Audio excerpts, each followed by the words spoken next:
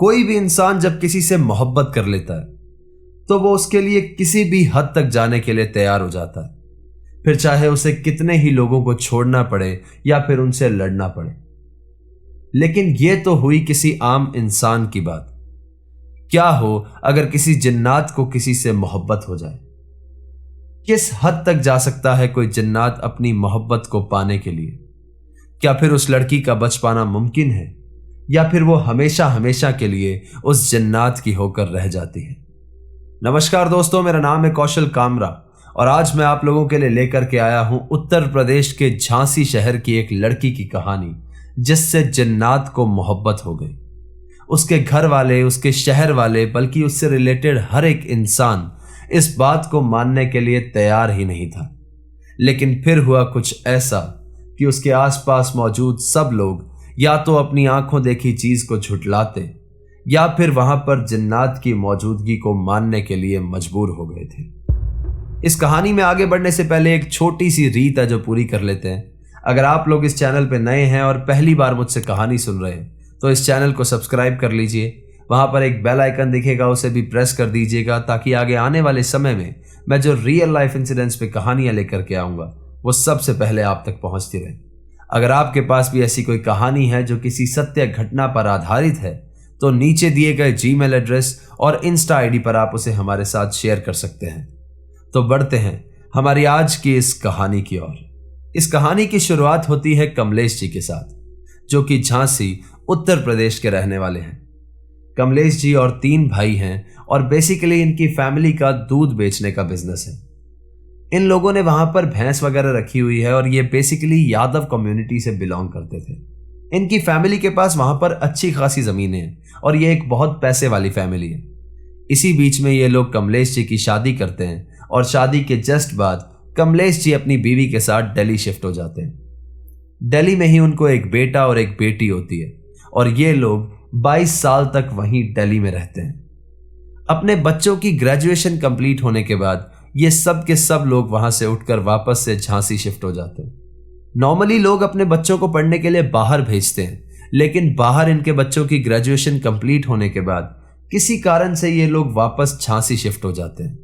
अब जैसे ये लोग वापस से झांसी शिफ्ट होते हैं तो कमलेश जी की बेटी इतिका, जिसकी उम्र करीब 21-22 साल है, वो वापस से एक कोचिंग ज्वाइन करती है किसी एग्जाम की तैयारी के लिए। और असल में यहीं से शुरू होता है असली खेल। ये कहानी हमें जिन्होंने सुनाई है उनकी बुआ मीना जी कमलेश जी के भाई संपत जी के यहाँ से पिछले 20 साल से दूध लेती हैं और अब इन लोगों के वहां पर फैमिली जैसे टर्म्स हैं। एक दिन जब मीना जी यहाँ से दूध ले रही थी तो संपत जी की वाइफ ने उन्हें बताया कि उनका जो देवर है कमलेश, वो दिल्ली छोड़कर वापस से यहाँ पर शिफ्ट हो गया है। और बातों बातों में उन्होंने ये बात भी बताई कि जो कमलेश की बेटी है इतिका, उसकी तबीयत थोड़ी सी खराब रहती है। एक्चुअल में हुआ यह था कि इतिका ने जब झांसी में कोचिंग ज्वाइन की थी तो एक दिन कोचिंग में पढ़ते पढ़ते इतिका अचानक से बेहोश हो गई। कोचिंग वालों ने कमलेश जी को फोन किया कि उनकी बेटी की तबीयत खराब है और वो उसे आकर यहां से ले जाएं। यह पहली बार था जब इतिका अपनी कोचिंग में बेहोश हुई थी। इसके कुछ समय बाद इतिका फिर से अपनी कोचिंग में बेहोश हो गई। सब काफी हैरान हुए, डॉक्टर को दिखाया गया, लेकिन रिपोर्ट्स आई एकदम नॉर्मल। ऐसा करीब 3-4 बार हुआ कि इतिका अपने कोचिंग में बेहोश हो जाती और इसके कुछ समय बाद इतिका अपनी कोचिंग में ही बहुत अजीब सा बिहेव करने लगी थी। कभी कभी वो अचानक से बहुत जोर जोर से चिल्लाने लगती, कभी वो बेहोश हो जाती, कभी ऐसा लगता कि जैसे वो बड़बड़ा रही है और खुद से ही बातें कर रही है। ये सब चीजें देख के उसके कोचिंग में जो टीचर्स थे, जो बाकी बच्चे थे, वो उससे काफी डरे डरे रहने लगे थे। वो अपनी कोचिंग में बहुत ज्यादा अजीब बिहेव करने लगी थी। कभी वो अपनी गर्दन को अजीब तरह से घुमाने लगती थी, कभी अपनी आंखें ऊपर चढ़ा लेती थी और बाकी बच्चों को बहुत घूर कर देखने लगती थी। ये सब होने के बाद कोचिंग वालों ने कमलेश जी को फोन किया और उनसे कहा कि आप अपनी बेटी को यहाँ से वापस लेकर जाइए, हम इन्हें कोचिंग में नहीं रख पाएंगे। अगर आपको चाहिए तो हम इसकी पूरी की पूरी फीस वापस देने के लिए भी तैयार हैं, लेकिन प्लीज आप अपनी बेटी को वापस ले जाइए। ऐसा हुआ और इतिका की कोचिंग बंद हो गई। लेकिन ये सब चीजें इतिका के साथ आज तक सिर्फ कोचिंग में हुई थी। वो जब वापस घर पे आती थी तो एकदम नॉर्मल रहती थी। इन लोगों ने इतिका को बहुत सारे डॉक्टर्स के पास दिखाया, बहुत सारे स्पेशलिस्ट के पास इसे लेकर के गए, लेकिन किसी को भी कुछ भी समझ नहीं आ रहा था कि इतिका के साथ क्या हो रहा है। समय के साथ साथ ये सारी चीजें बहुत ज्यादा बढ़ती गई और इतिका अब अपने घर में ही बहुत अजीब तरीके से रहने लगी थी। उसकी कोचिंग छूट गई थी, ना वो ज्यादा बात करती थी, ना किसी को बुलाती थी, ना बोलती थी, ना वो ढंग से खाना खाती थी। मीना जी भी जब वहां पर बहुत बार दूध लेने जाती तो वो देखती कि इतिका अपने कमरे की दहलीज पर बैठी हुई है और आने जाने वालों को बहुत अजीब तरीके से घूर रही है। यहां पर अजीब बात यह थी कि कभी कभी इतिका एकदम ठीक हो जाती थी। वो सबसे नॉर्मली बात करती, उसी तरह से खाना खाती, नॉर्मली बिहेव करती, और कभी अचानक से वो फिर से वही जिंदा लाश बन जाती जो ना किसी से बात करती, ना ढंग से खाना खाती और अपने कमरे की दहलीज पर सिर्फ बैठी रहती और सबको घूरती रहती। ये पता लगाना बहुत ज्यादा मुश्किल हो गया था कि कब इतिका ठीक है और कब एबनॉर्मल, और यही बात बहुत ज्यादा परेशान कर देने वाली थी। ये लोग इतिका के साथ क्या प्रॉब्लम है इस चीज को फिगर आउट करने की कोशिश कर रहे थे, बहुत सारे डॉक्टर्स से बात कर रहे थे, लेकिन फिर इनके घर में कुछ ऐसा हुआ जिसने इतिका की फैमिली और इतिका के लिए सब कुछ बदल कर रख दिया। एक रात इतिका अपने कमरे में थी। उसकी मम्मी ने जब बाहर से जाके उसका गेट नॉक किया तो वो गेट अंदर से बंद था। इन लोगों ने बाहर से इतिका को काफी देर तक आवाज दी, लेकिन अंदर से कोई भी रिप्लाई नहीं आया। ये सब लोग काफी ज्यादा डर गए थे और उसे जोर जोर से आवाज देने लगे थे। सब लोग गेट तोड़ने की कोशिश भी कर रहे थे, लेकिन गांव का घर था तो उसका गेट लोहे का बना था और काफी ज्यादा मजबूत था, तो उस गेट को तोड़ना पॉसिबल भी नहीं था। ये सब लोग कोशिश ही कर रहे थे कि अचानक से इतिका के कमरे के अंदर से जोर जोर से चिल्लाने की आवाजें आने लगी, जैसे कोई उसे बहुत पीट रहा हो। जैसे ही अंदर से ये आवाजें आने लगी तो ये लोग पागलों की तरह उस दरवाजे को पीटने लगे और खोलने की कोशिश करने लगे, लेकिन वहां पर मौजूद कोई भी इंसान कुछ भी नहीं कर पाया। आगे आने वाले दिनों में ये चीजें बहुत बार हुई। इतिका का दरवाजा अंदर से बंद हो जाता और वो बहुत जोर जोर से चिल्लाने लगती जैसे उसे कोई पीट रहा हो, और जब दरवाजा खुलता तो उसका मंजर कुछ ऐसा था कि उसके घर में कोई भी वो देखना नहीं चाहता था। सुबह जैसे ही दरवाजा खुलता तो इतिका अपने कमरे में बिना कपड़ों के मिलती और उसके पूरे शरीर पर चोटों के और घाव के निशान मिलते। लेकिन ताज्जुब की बात तो ये थी कि इतिका के कमरे के अंदर और कोई भी नहीं होता था, तो कौन था जो अंदर से दरवाजा बंद करता था और सुबह उस दरवाजे को खोल देता था? क्या ये पॉसिबिलिटी थी कि इतिका खुद ही अपने दरवाजे को बंद करती, खुद के साथ ये सब कुछ करती और सुबह दरवाजा खोलकर बेहोश हो जाती? ये सब सवाल उसके घर वालों के जहन में घूम रहे थे और इसी के चलते वो अपनी बेटी को लेकर के मेहंदीपुर बालाजी पहुंचे। वहां पहुंचने के बाद इतिका ने एकदम नॉर्मली बिहेव किया। सारी पूजा उसने करी, जितनी भी चीजें पंडित जी ने करने के लिए कहा वो सब कुछ उसने किया, और वहां पर वो एकदम नॉर्मल बिहेव कर रही थी, जैसे उसके साथ कुछ हुआ ही नहीं। सबको लगा कि यहां आने के बाद इतिका ठीक हो गई है और उसके साथ अब कोई भी प्रॉब्लम नहीं है। वो लोग इतिका को लेकर फिर से घर पर आए और घर पर आते ही पहली रात को ही वो सब कुछ फिर से होने लगा। इतिका का कमरा अंदर से बंद हो गया, अंदर से जोर जोर से चिल्लाने की आवाजें आने लगी और सुबह फिर से इतिका अपने कमरे में बिना कपड़ों के मिलती है। काफी समय तक ऐसे चलता रहा कि वो अपनी बेटी को ले लेकर मेहंदीपुर बालाजी जाते रहे। वहां पहुंचने के बाद इतिका एकदम नॉर्मली बिहेव करती, पूजा में आराम से बैठती, माथे पर तिलक लगाती, वहां का प्रसाद खाती, लेकिन घर आते ही इतिका फिर से वैसी की वैसी हो जाती थी। अब ये लोग काफी ज्यादा परेशान थे तो लोगों ने इन्हें कुछ तांत्रिक सजेस्ट किए।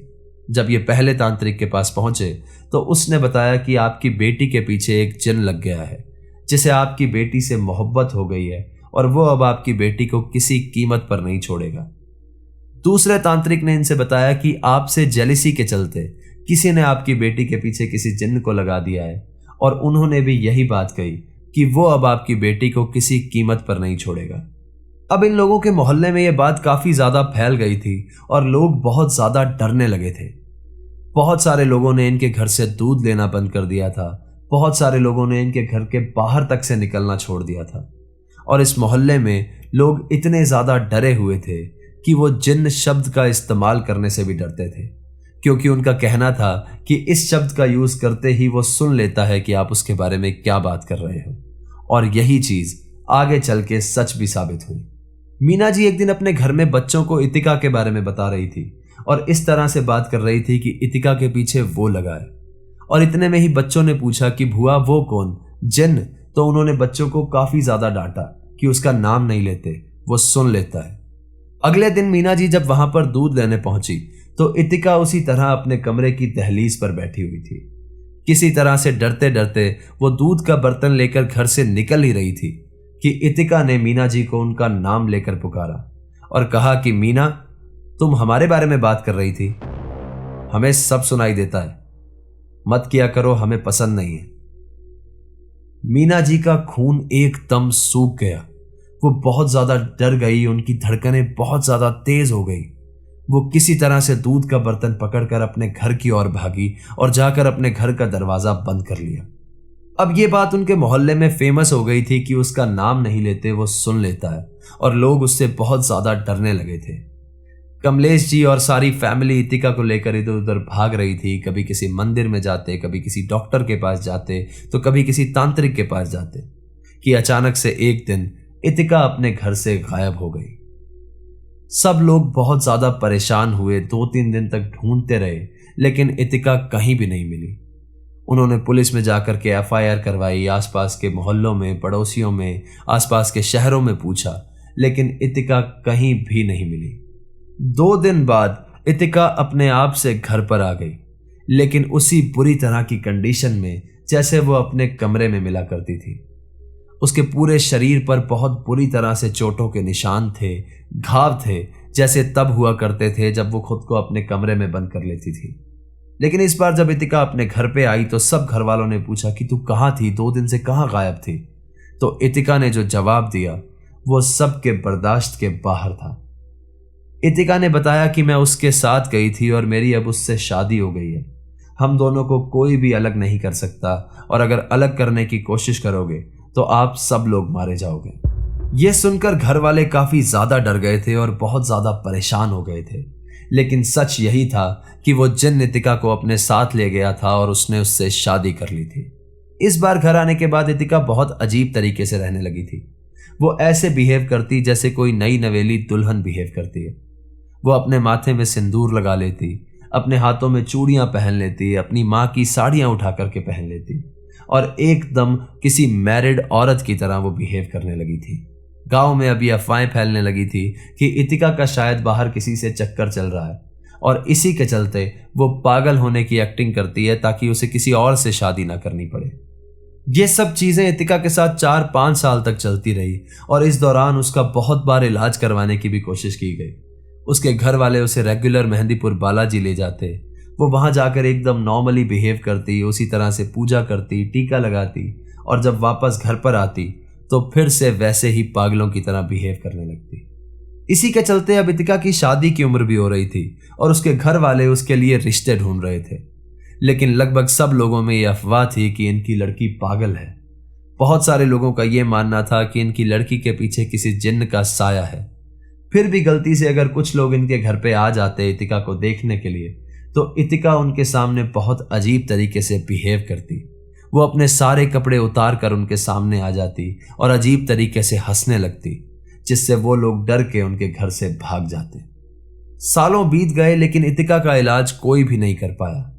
आज की डेट में इतिका की उम्र 35 से 36 साल के बीच में होगी, लेकिन आज भी इतिका कुंवारी है और उसकी कहीं भी शादी नहीं हुई, क्योंकि असलियत में वो किसी जिन्न से शादी कर चुकी है।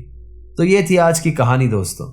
आपको क्या लगता है, क्या इतिका सचमुच में नाटक करती है या फिर सच में उसकी किसी जिन्न से शादी हो चुकी है?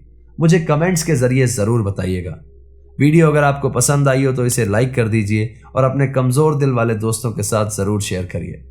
तो चलिए दोस्तों, अपना ख्याल रखिए, खुश रहिए, हंसते खेलते रहिए। मिलते हैं अगली बार ऐसे ही किसी खौफनाक कहानी के साथ। सायोनारा, हर हर महादेव।